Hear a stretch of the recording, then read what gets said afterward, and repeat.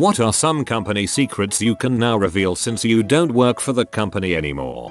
Many years ago I worked with a firm that evaluated medical school applications. Medical schools get so many applications, over 1,000 per year in some cases, that many of them pawn the initial evaluation work off to outside groups, who then subcontract to temp agencies during application season. The school makes the final decision of course, but the initial pre-evaluation is handled by temps who might not even have degrees. These agencies are paid by quantity and not by quality. There's a strong pressure in the organization to process as many applications as possible, as quickly as possible. It's not a formal quota, but management definitely noticed if your numbers went down. I don't even want to contemplate how many excellent potential doctors my colleagues rejected because they were in too much of a hurry. Some of them likely spent their lives preparing for their med school application only to get preemptively rejected by someone with no medical qualifications. This was 15 years ago, so I sincerely hope the system has reformed since then. They have software to do it now that just dumps to text and scans for keywords. The applications that have the most matching keywords go to the second round. Bed Bath & Beyond will accept a return for any item that isn't their inventory. You can't claim anything is defective. A woman once returned a 75% burned Yankee candle because the wick dipped into the wax and she couldn't fish it out. She got a 100% refund. A guy brought in a vacuum he purchased probably 9 years ago from a store in another state. It took us about 20 minutes of fishing through an older version of the inventory system to validate that, yes, at one time about a decade ago, BBB carried that SKU. Full refund. In the grand scheme of things, your return is a minuscule fraction of their profits, and keeping you as a customer is worth tossing away some money every now and then. Also, their coupons never expire. Rarely any Jerry Springer show guests have true stories. Source: I was a booker. No, you're supposed to give away secrets in this post. Worked in retail jewelry in Australia. This would apply pretty much everywhere. Most all items for sale, the exception would be promotional pieces, or special collections, has a minimum and a maximum price. Don't take for face value that the price is what you have to pay. Ask straight up what is the minutes on this item. Say it like you know what you are talking about. Sometimes the minutes price can be hundreds lower than the display price. Michael Hill Jewelers will clean all jewelry for free. Yeah, another tip for this is never to say it's too expensive. Say you know what it's worth and the marked price is too high. Never say too expensive, it either makes you seem cheap or makes you seem like you can't afford the item. Both things aren't great when trying to haggle. You want to make the sales guy think you're the best thing since sliced bread. I used to work in the meat department at Whole Foods. Hopefully things have changed, but our manager was insistent on using past due meat to make grinds for burgers, sausages, etc. I once got in trouble because I threw out the ammonia-scented chicken tenderloins that had expired 2 weeks ago, rather than grind them up for chicken patties. Liberty Mutual Insurance puts every claim through an algorithm to determine whether to fight disputes in court. The algorithm is able to guess the lawyers and judge that will participate and decide based primarily on their records. They chose their latest ad campaign by 1. Selecting a color no other major insurers were using, yellow, and 2. They choose their slogan's keyword by finding words other insurers use most often but none featured in their slogan. Responsibility. I think they might have changed the slogan but I left a couple years ago. Out of all the BS I've read in this thread, this one bothers me a lot. Not sure why. The fresh and packaged in-store deli meat didn't even come from our store and was shipped in every morning with the other chiller items. So many times I had customers ask me if it was packaged by the deli counter and I had to lie. So yeah, if you want fresh meat just buy it from the deli counter. I worked at a UPS store on a military base. When packages came back to use for whatever reason, we always told UPS that we'd donate the contents to on-base thrift store. We'd keep office supply stuff, but that never happened. One cat packaged all his belongings at our store and shipped them prior to leaving for deployment. This was at the start of the Afghan war. He didn't check his shipping label right and about 3 weeks after it shipped it came back to us as denied RTS. We held it for a few months, expecting him to come back. After waiting My boss told me to open it up and take whatever I wanted out of it, trash everything else. So, I opened it and it was like a dream come true. Every gaming system, stacks of games, expensive watches, all sorts of good crap. It didn't feel right. Went in on my day off after hours, looked more inside the box, found a small address book with numbers, got in contact with his parents and explained who I was, how I got their numbers etc etc. Ended up generating a label that night for it and shipped all this guy's stuff out on the store's dime.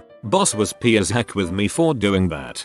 I deployed 4 times. You the man. Regal Cinemas movie theaters has something called a per cap. Per caps are calculated by dividing the attendance by how much concession sales there are. For example, a low per cap is anything under $3, but a higher one is over $4. If there is a 15-cent variance from one day to the next, you had to fill out a report stating why. You couldn't state things like the obvious. For example, if I manage a theater in Minneapolis, and per cap sucked this past Sunday because everyone was at the Super Bowl, I could not use sports as an excuse even though it was so obvious. Instead I would have to say something like, large groups in attendance who didn't purchase concessions. I'll also shatter another myth that nobody cares if you sneak drinks or bootleg candy in, just make sure you throw it away after the show so as to make cleaning the auditorium easier. It is marginally true that the theater makes most money from the concession stand as we only profit about 15 cents from a movie ticket. The rest goes to Hollywood. However, in the summer, running all that AC, NIN, ice machines, etc, it wasn't uncommon for the electric bill to hit $30,000 or so. Plus rent to the mall was another $60,000 a month, so yeah, no, I've got a lot more if anyone cares. Worked at a 2-star hotel. I was usually the only one there at the desk. Just be nice and patient with us and we will do just about anything to make your stay better. If you act like an butthole, don't expect much. As a front desk person, I have cleaned rooms for people, made breakfast for the morning, installed TVs and programmed them, watched guests' dogs while they went to dinner, and when people have issues with our internet I would get it working for them. Seriously, was a catch-all kind of job. I worked at a car dealership. The $1,200 car care system that we would discount to $900 was applied with about 15 squirts of a spray bottle. Many times I'd hang out with the detail guys so the customer wouldn't get suspicious at a quick turnaround. I used to work in a factory that produced pillows. Let me be the first to tell you, some nasty stuff goes into those pillows. Tell me, have you ever seen those pillows labeled memory foam cluster? Do yourself a favor and avoid them like the plague. What we do is, there is a bale of old, recycled memory foam brought behind the grinder. This bale consists of everything from old mattresses and pillows, to those cooling memory foam pillows, except they are all old and dirty. We cut the bigger pieces into more manageable bits and toss it into a grinder that chops the foam into small, fine cubes. These cubes are stored in a large tank, and then blown into an empty pillow casing using pneumatic pressure. Now we made good pillows too, but for the love of God, stay away from anything labeled cluster. Well crap, out of all the pillows I've used, my memory foam cluster is my favorite pillow. Red Cross makes a ridiculous amount of money selling plasma to makeup skincare companies, and Buffalo Wild Wings. Wings are always frozen, never fresh, and they cook them beforehand and keep them in a warming drawer. The motto is they come for the sauce, not the wings. Worked for a private school. Grades were definitely bought. We were discouraged to give anything lower than a B. Had one principal that told a teacher to take the final for a student that went on summer vacation early. She called it a shadow final and said nonchalantly that it's no big deal. Just answer how you think the student would answer. This school is expensive, and these kids go on to fancy colleges because of these grades. My friend went to a fairly nice school, and one of her favorite professors was telling her about how he failed a student who showed up to like 1/4 of the classes and never did homework, but his family was rich and donated or something. So his parents emailed him asking if he could reconsider moving it up to a B, and he said no. Later on he checked and the school had changed it to a B. At a certain USA airport between New York and Baltimore, the baggage handlers and certain security personnel see passenger luggage as a source of plunder. Then again, this probably isn't a secret.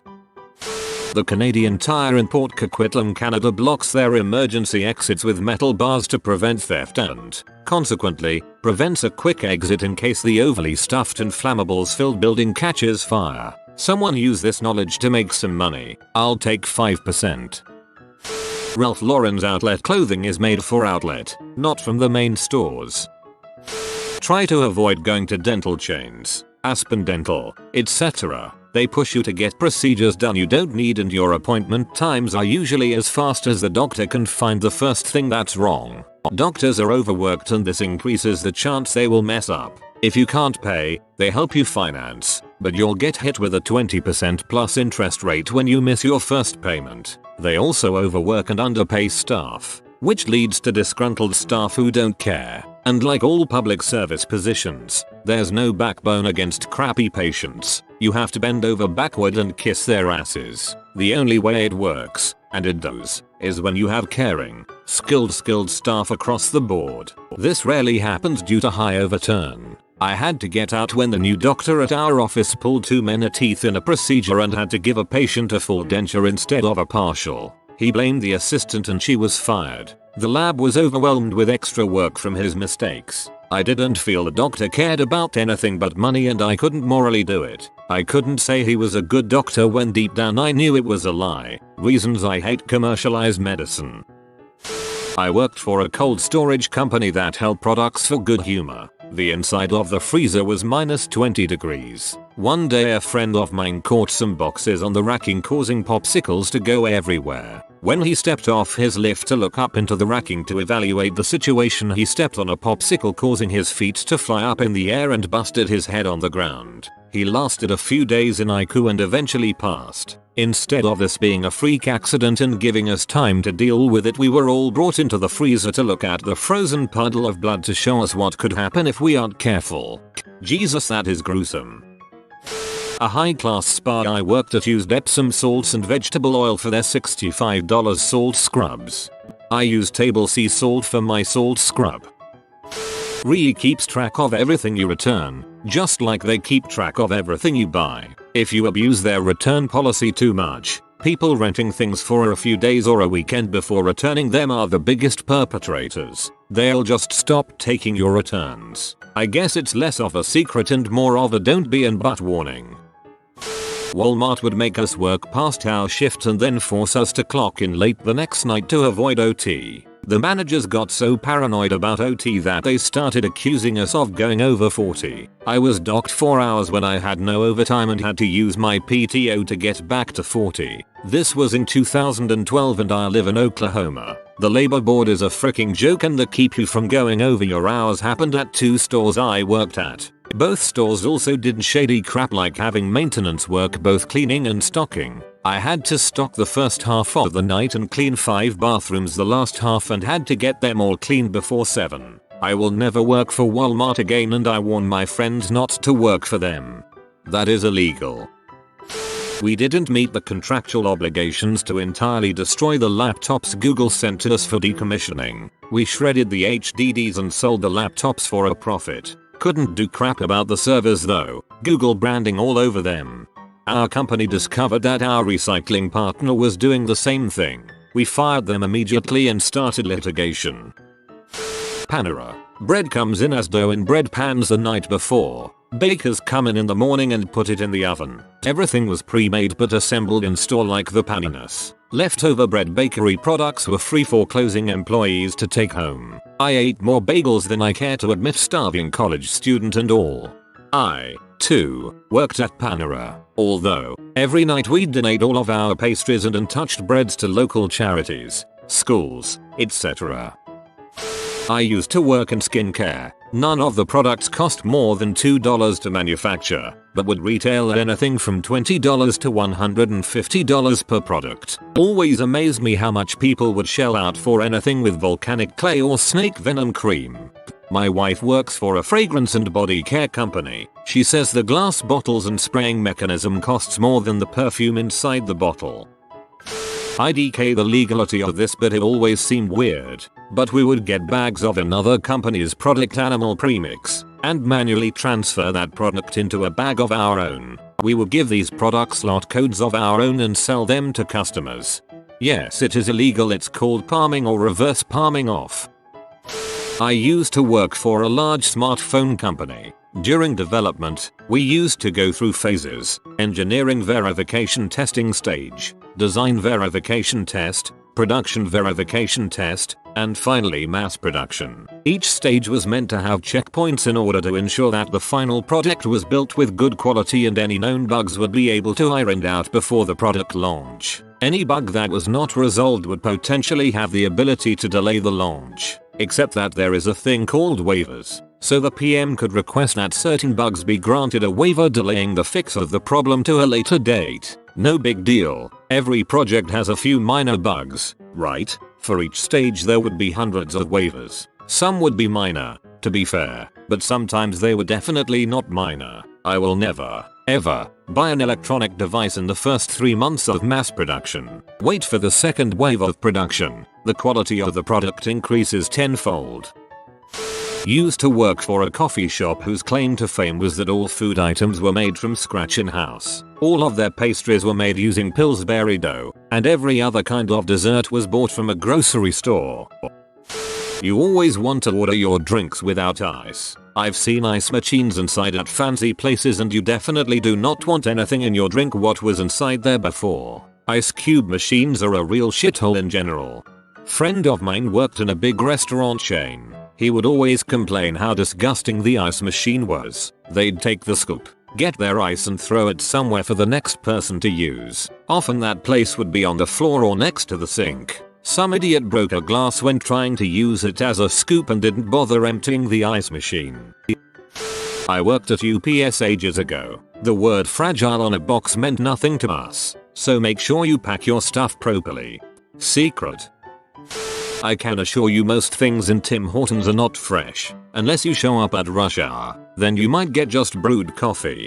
I remember when they used to bake pastries and donuts. Now they are 90% made in a factory, and the store just reheats it and calls it fresh. The donut that was reheated this morning may have been made 2 months ago, and it tastes like it too. They tried to mask it by glazing all their donuts and pastries in 2mm of sugar, but it doesn't really help.